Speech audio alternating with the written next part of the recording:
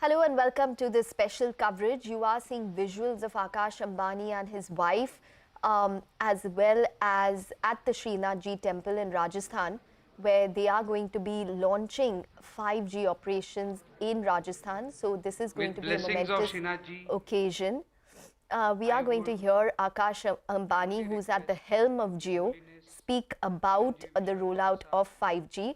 So as you can see, there are visuals on your screen from the Srinathji temple, which is expected to be one of the key important points when it comes to the Ambani family in terms of a launch. So we're getting some visuals coming in through that.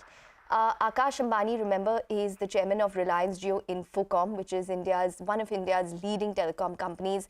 They have announced the launch of 5G services in the state of Rajasthan. Akash Ambani and his wife did visit the famous Srinathji temple in Rajasthan to offer their prayers. Reliance chairman Mukesh Ambani, remember, had visited the temple last month and promised to launch the services in the state from the temple. Just to put it into perspective in terms of a 5G launch, RIL chairman Mukesh Ambani has confirmed that all cities and villages in every corner of the country will get access to Jio's 5G services by December 2023. So we will hear from Akash Ambani just soon enough, in just a couple of minutes, in terms of the details of the 5G drive. Meanwhile, remember that Reliance did come out with its numbers last evening, and Reliance Jio's margins and revenue grew for the third consecutive quarter, while the ARPUs grew for the sixth consecutive quarter. So those are important details to keep in mind in terms of the overall performance of Jio and what the 5G rollout might mean. Yesterday, there was also an important announcement from Reliance Industries, where they are looking to demerge their financial services undertaking and list Jio's financial services business. And Reliance Industries shareholders will get one share of Jio Financial Services for one share held in the company. This fact is proven yet again. High-speed internet in a small but advanced temple town will mean so much more, and is on set to be torchbearer in being ahead of the curve in current timing. It will mean better darshan vyavastha, better technology-based distribution of prasad, drone-equipped agriculture, and much more, which we shall learn from Jio platforms. I congratulate Shri Akash Ambani first for being the youngest chairman of telecom platform,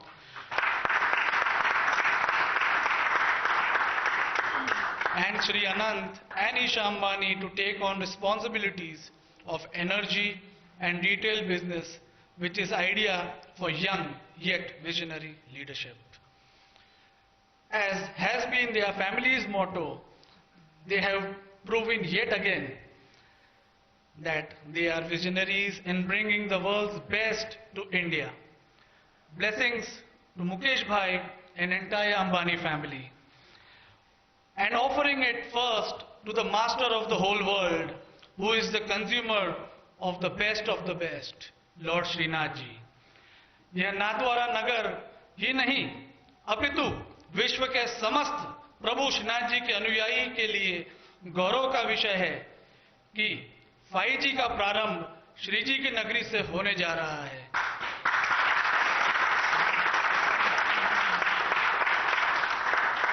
तो मैं इतना ही कहना चाहूंगा, श्री जी की नगरी में 5G का स्वागत है। मैं Shri ji bless you. Thank you.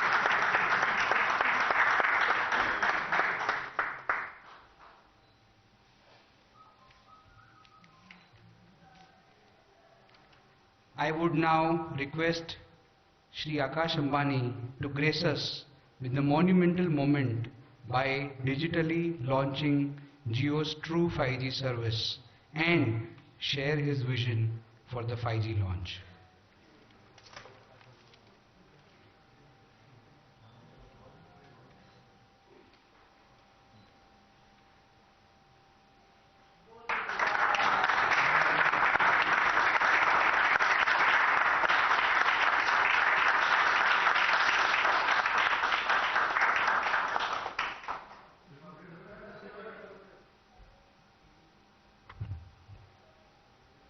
जय श्री कृष्ण विशाल बाबा, जय श्री कृष्ण बद्दा।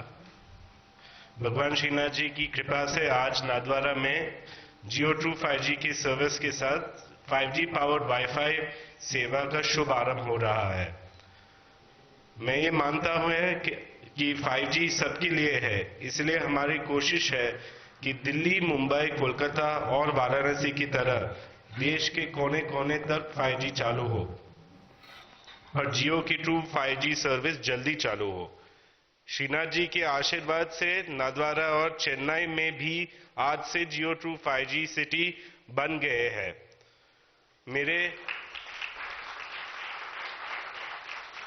मेरे और मेरे पूरे परिवार से आप सबको बहुत हार्दिक दीपावली की शुभकामनाएं।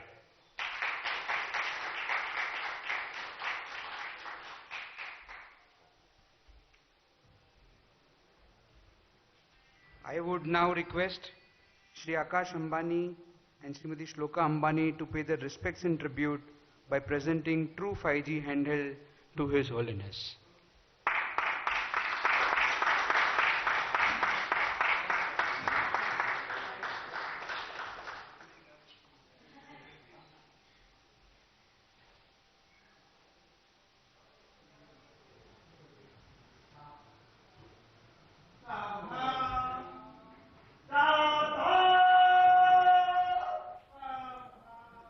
Okay, so that is the momentous launch which has taken place of 5G services, and Akash Ambani did say that they would be looking to roll out beyond Rajasthan in cities such as Delhi, Mumbai, Kolkata, Varanasi, and that there will be a launch which will be rapid when it comes to 5G. So that is the big update which is coming in. Remember that they did come out with their numbers last evening as well, where there is an ARPU increase which is for the 6th consecutive quarter, which has come through for Reliance Jio. So that is something that the street will be watching out for, that how exactly is 5G going to contribute when it comes to ARPUs going forward, as well as an overall subscriber addition. To get more perspective on this and the telecom space, we have Prakash Diwan joining in this morning. Prakash, hi, welcome to the show and season's greetings as well. Just give us your perspective. The 5G launch is rolled out now in Rajasthan, and other cities, big metros are to follow. But what's your perspective in terms of what the key highlights of this launch would be? Yeah, so good morning, Ekta, and season's greetings to all of you as well. So I think it's very critical to understand that the 5G rollout is going to be the next big trigger for the company to get its ARPU moving up in a way which is strong, which is secular. And because that's what's going to translate into the P&L straight away. It's heartening to see that the rollout is without too much of a delay from the time the Honorable Prime Minister launched this sometime back in October itself. So it's just, early this month that you had the launch, and then it's being rolled out commercially in these cities. Because the migration from 4G to 5G is the one that is going to help the company eventually reprice their plans and start looking at ARPU increase, right? So now the focus is not on net subscriber addition, but it's on migration and adaptation. Now that adaptation is what I think critically all of us are waiting for the company to start looking at, because the huge amount of money that's deployed, whether it's in spectrum fees, equipment upgrades, modernization of the telecom, the tower network, all of that will start paying off in terms of returns once ARPUs go up, thanks to the 5G rollout. So right now, of course, the number of handsets is limited and all of that, but I think we are at a very infant stage of the telecom landscape from the 5G perspective, but great to see that start finally. Okay. I just wanted to just focus on that particular point about the number of handsets which would be adaptable to 5G. Bharti at the JP Morgan India Investor Summit just some time ago said India has only 9% of existing phones and 30% of shipments which support 5G. Yeah. So what does that mean in terms of an eventual rollout across India?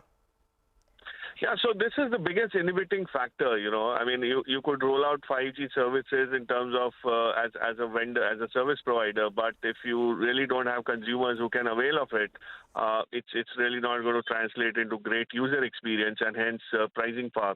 So my sense is the handset cost, which typically internationally, if you see the median cost is anywhere around $500 for a good 5G enabled handset, is a bit too high for the Indian consumer if you were to look at the mass market, and that's exactly why it explains your 9-10% penetration at this point in time, because that's the upper end of the market.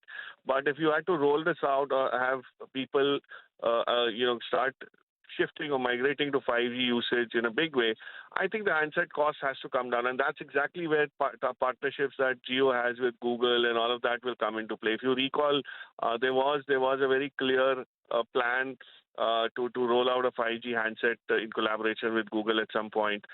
Maybe it happens with some of the other providers like Ericsson and all of those. So all of that will be very critical, Ekta, to make this successful in terms of adaptation ratios.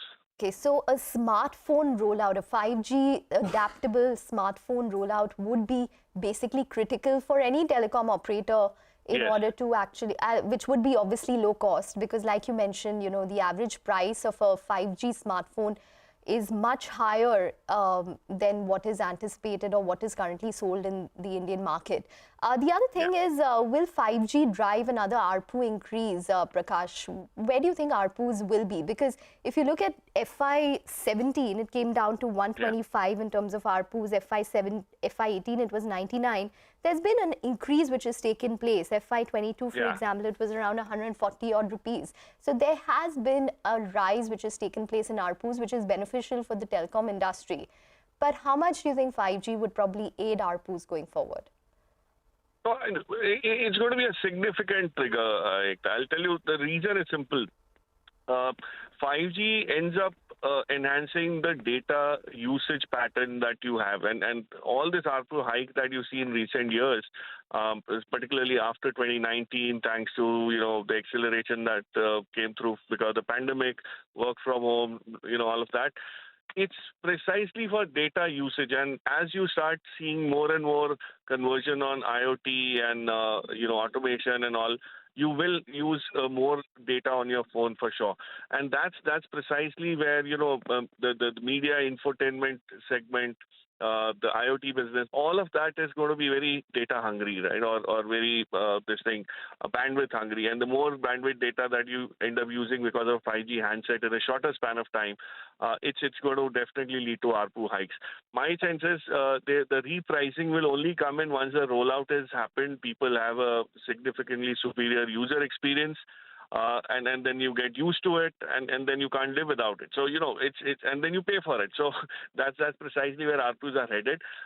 It could probably be sometime, if you ask me, it'll take at least 12 months for that repricing to be ready of sorts, or the groundwork to be ready for the repricing in a significant way. But till then, we could probably see a weeding out of low-cost consumers. There was this SIM rationalization the company undertook about 10 months back. That's paid off so much in terms of having to cater to only good users who pay for the usage, and hence ARPU goes up. So quality of ARPU earnings also is improved a lot. My sense is you'll probably start inching towards the 300 mark sometime early 2024, calendar 2024.